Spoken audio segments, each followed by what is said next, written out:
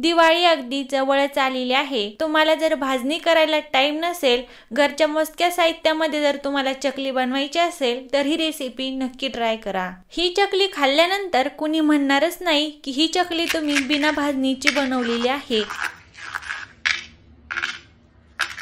आवाजावरून तुम्हाला कळलंच असेल ही चकली किती कुरकुरीत झालेली आहे। अगदी काटेरी, कमी तेलकट, 1 महिना टिकणारी आणि संपेपर्यंत कुरकुरीत राहणारी आपण चकली बनवलेली आहे। चला तर मग उशीर न करता रेसिपीला सुरुवात करूया। चकली बनवण्यासाठी 1 कप फुटाण्याचं डाळवं घ्यायचं। हे तुम्हाला बाजारामध्ये कुठेही इझिली मिळून जाईल। 1 कप घ्यायचं आहे आणि मिक्सरच्या भांड्यामध्ये टाकून याला अगदी बारीक करून घ्यायचं आहे। याचं पीठ तयार करायचं। आता एक मोठ्या आकाराची परात घ्यायची, त्यामध्ये चाळणी ठेवायची आणि तयार केलेलं पीठ टाकून हे पीठ आपल्याला एकदा चाळून घ्यायचं आहे। यामध्ये काही जर जाडसर कण असतील तर ते आपल्याला काढून घ्यायचे आहेत। हे केल्यामुळे चकली अजिबात बिघडत नाही आणि तिचे तुकडे देखील पडत नाहीत। आता यामधले जाडसर कण आपण बाजूला काढून घेऊया। तीच चाळणी परत परातीमध्ये ठेवून घ्यायची आहे। ज्या कपाने आपण फुटाण्याचं डाळवं घेतलेलं आहे त्याच कपाने आपल्याला 3 कप तांदळाचं पीठ घ्यायचं आहे। लक्षात ठेवा, ज्या मेजरिंग कपने किंवा वाटीने तुम्ही फुटाण्याचं डाळवं घेतलेलं आहे त्याच कपाने तुम्हाला तांदळाचं पीठ घ्यायचं आहे। 1 कप फुटाण्याचं डाळवं असलं तर त्यासाठी 3 कप तांदळाचं पीठ घ्यायचं आहे।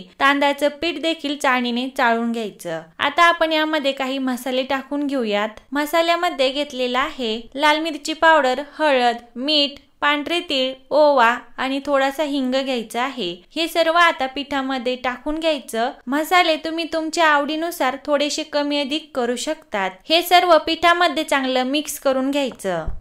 हे सर्व चांगलं एकजीव झाल्यानंतर आता आपण यामध्ये तेलाचं मोहन टाकून घेऊया। तर मी 2 ते 3 चमचे तेल अगदी कडकडीत गरम करून घेतलेलं आहे, धूर निघेपर्यंत।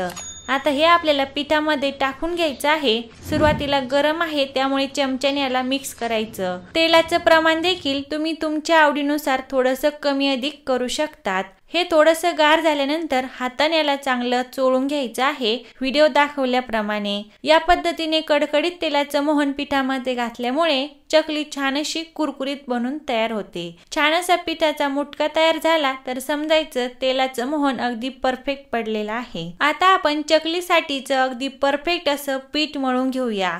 तर चकलीचं पीठ मळण्यासाठी आपल्याला पाणी गरम करून वापरायचं आहे आणि सर्व पाणी एकत्र वापरायचं नाही, तर थोडं थोडं करून पाणी यामध्ये टाकून घ्यायचं। तर मला साधारणतः 2 ते 2.5 कप पाणी या ठिकाणी लागलेलं आहे। हे पीठ आपल्याला अगदीच घट्ट किंवा नरम मळून घ्यायचं नाही, तर सेमी सॉफ्ट असं आपल्याला हे पीठ मळून घ्यायचं आहे। आता तुम्हाला जर वेळ असेल तर तुम्ही याला 5 ते 10 मिनिटांसाठी भिजत ठेवू शकतात किंवा जर वेळ नसेल तर तुम्ही याच्या लगेच चकल्या बनवायला घेऊ शकतात। चला आता आपण याची चकली बनवायला घेऊया। चकली बनवण्यासाठी छान अशी मी काटेरी प्लेट घेतलेली आहे आणि मी पूर्ण सोऱ्याला आणि ह्या प्लेटला तेल लावून घेतलेलं आहे। आता आपल्याला पिठाचा एक मोठ्या आकाराचा गोळा घ्यायचा आहे आणि याला हातावरती किंवा ताटामध्ये छान असं मऊ करून घ्यायचं आहे। छान असा लांबट आकाराचा गोळा तयार करून घ्यायचा। तो सोऱ्यामध्ये व्यवस्थित असा दाबून भरायचा। असं दाबून पीठ भरल्यामुळे चकलीचे अजिबात तुकडे पडत नाही। नंतर सोऱ्याने याला छान असं व्यवस्थित बंद करून घ्यायचं। हा सोऱ्या मी Amazon वरून घेतलेला आहे। याची लिंक मी खाली डिस्क्रिप्शन बॉक्स मध्ये दिलेली आहे, तिथे जाऊन तुम्ही याला ऑर्डर करू शकतात। हा सोऱ्या खूप उपयोगी आहे। यामध्ये 12 ते 15 प्लेट्स आपल्याला मिळून जातात। चला आता आपण चकली बनवून घेऊया।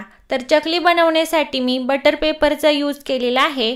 तुम्ही हवे तर ताटामध्ये, परातीमध्ये किंवा प्लेटवरती देखील ही चकली बनवून घेऊ शकतात। तर या ठिकाणी तुम्ही पाहू शकतात चकली आपली कुठेच तुटलेली नाही, पीठ अगदी परफेक्ट बनून तयार झालेलं आहे। तुमची जर चकली मध्येच तुटत असेल किंवा तिचे तुकडे पडत असतील तर तुम्हाला पीठ परत एकदा छान असं मऊ करून घ्यायचं आहे। थोडासा पाण्याचा हात लावायचा आणि पीठ चांगलं मऊ करून घ्यायचं। तर मी सर्व चकल्या याच पद्धतीने करून घेणार आहे आणि जी शेवटची शेंडी आहे ती आपल्याला व्यवस्थित अशी चिटकून घ्यायची आहे, कारण मग ती तेलामध्ये टाकल्यानंतर सुटणार नाही। तर मी सर्व चकल्या याच पद्धतीने बनवून घेणार आहेत।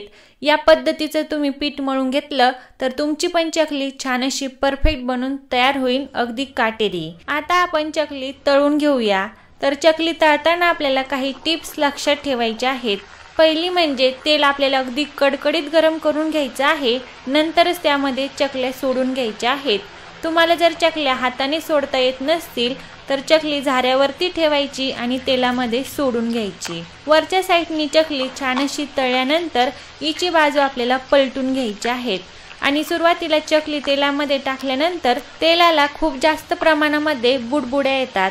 जशी ही चकली छान अशी तळली जाते तशी या बुडबुड्या अगदी कमी होऊन जातात।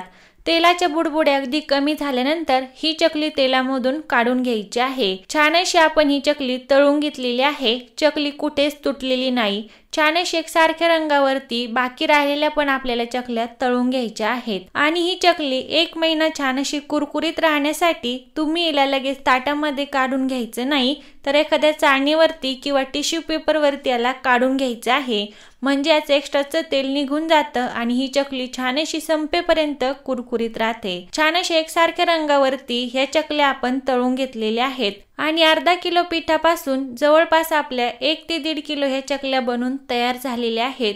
अगदी कमी तेलकट, बाहेरून कुरकुरीत, काटेरी आणि आतून खुसखुशीत अशी चकली बनून तयार झालेली आहे। चकली पूर्णपणे थंड झाल्यानंतर एखाद्या हवाबंद डब्यामध्ये किंवा पिशवीमध्ये भरून ठेवायची। 1 ते 1.5 महिना आरामशीर टिकते। आता मी तुम्हाला एक चकली मोडून दाखवते। तर आवाजावरून तुम्हाला कळलंच असेल ही चकली किती छान अशी कुरकुरीत झालेली आहे। घरच्या मोजक्या साहित्यामध्ये आपण ही चकली बनवलेली आहे। ही चकली चवीला 1 नंबर लागते। व्हिडिओ सांगितलेल्या सर्व टिप्स फॉलो केल्या तर तुमची पण चकली छान अशी काटेरी कुरकुरीत बनून तयार होईल। तर तुम्ही पण या पद्धतीची चकली नक्की करून बघा आणि व्हिडिओ कसा वाटला हे कमेंट बॉक्समध्ये नक्की कळवा।